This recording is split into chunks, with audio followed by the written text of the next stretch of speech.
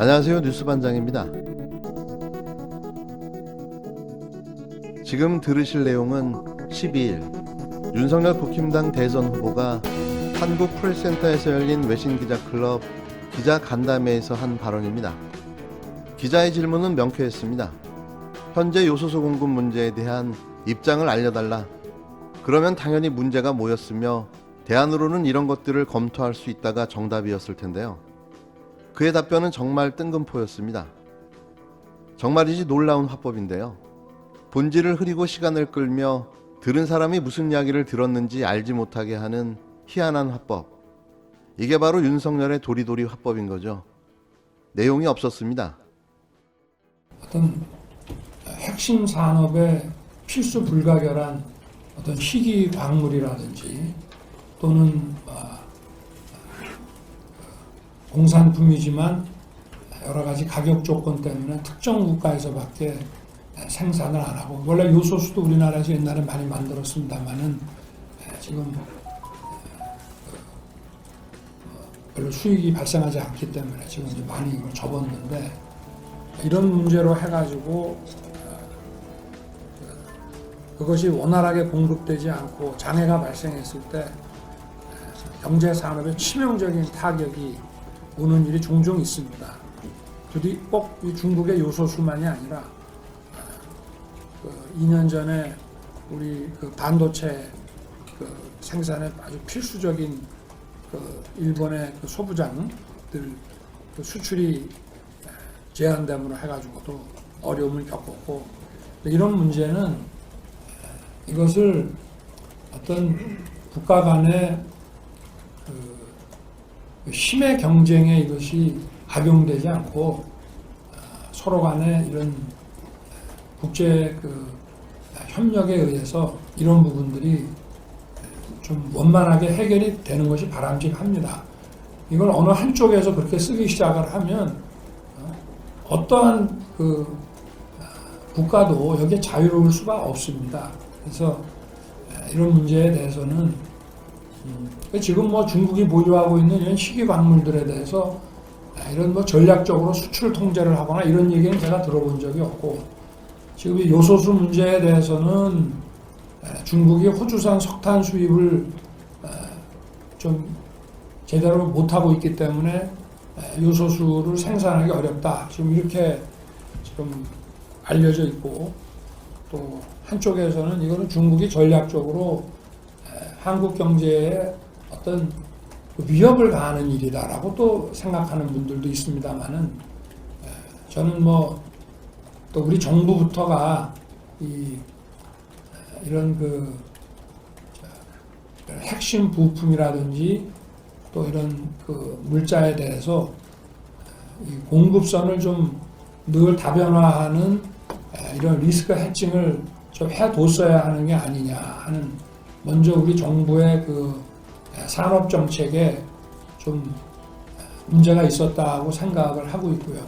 그리고 이 요소수 공급 문제가 또 미국에도 요소수가 조금 여유가 있다고 하고 하니까 이 문제가 좀 국제 공조에 의해서 서로 간에 윈윈하는 방식으로 해결되기를 바랍니다. 꼭 이런 문제 때문에 한중 간의 이런 광범위한 경제 교역이 거기에 무슨 문제가 생긴다거나 그럴 필요는 저는 전혀 없다고 생각합니다.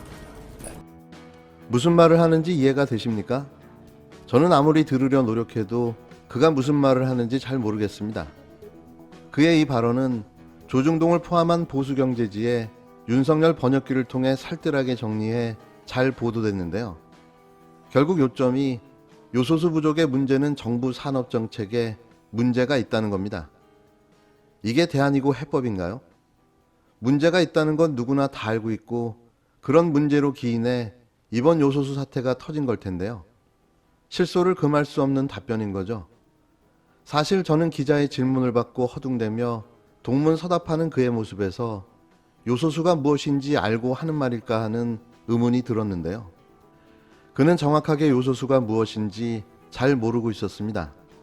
급하게 공부한 티는 났지만 요소수 공급 이야기에 느닷없이 희귀광물이 튀어나오는가 하면 석탄과 중국 생산, 그리고 다른 나라 생산까지 두루뭉실하게 언급하며 대체 뭘 이야기하는지 자신조차 답변이 맞나 싶어 갸우뚱거리기까지 했는데요.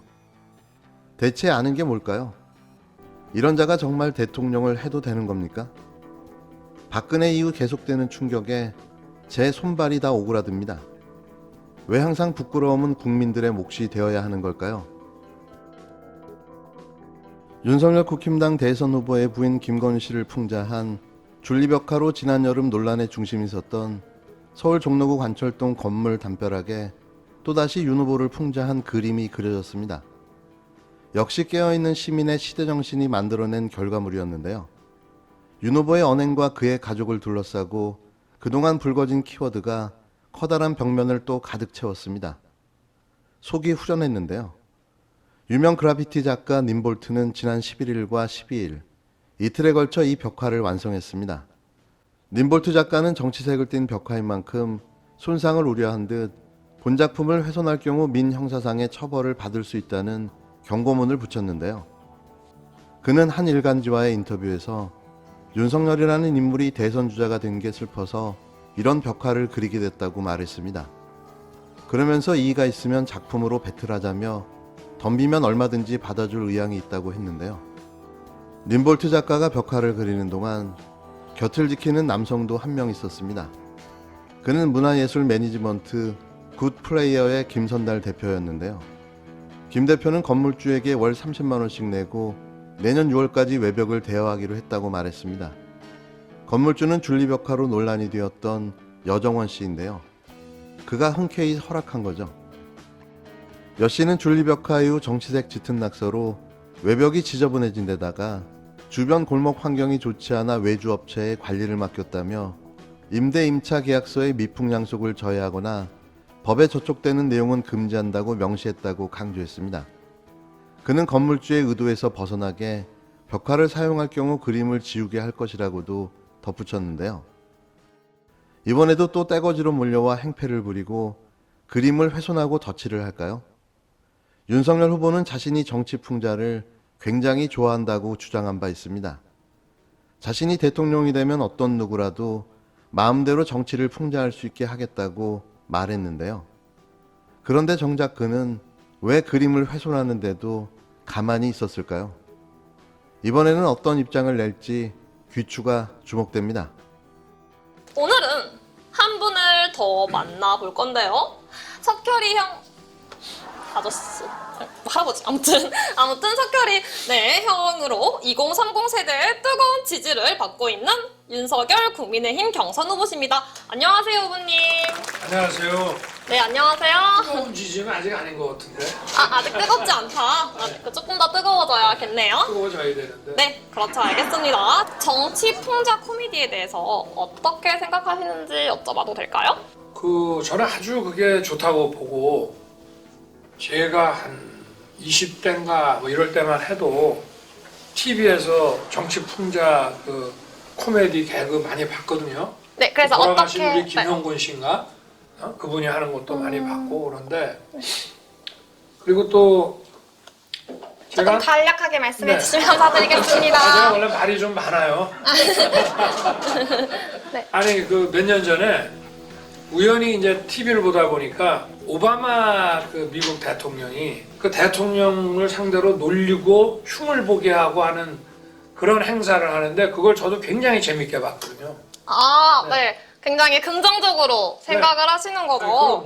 네, 네. 그렇다면 후보님이 만약에 대통령이 되신다면 SNL이 자유롭게 정치 풍자를 할 수 있도록 도와주실 건가요? 그건 도와주는 게 아니라 SNL의 권리입니다.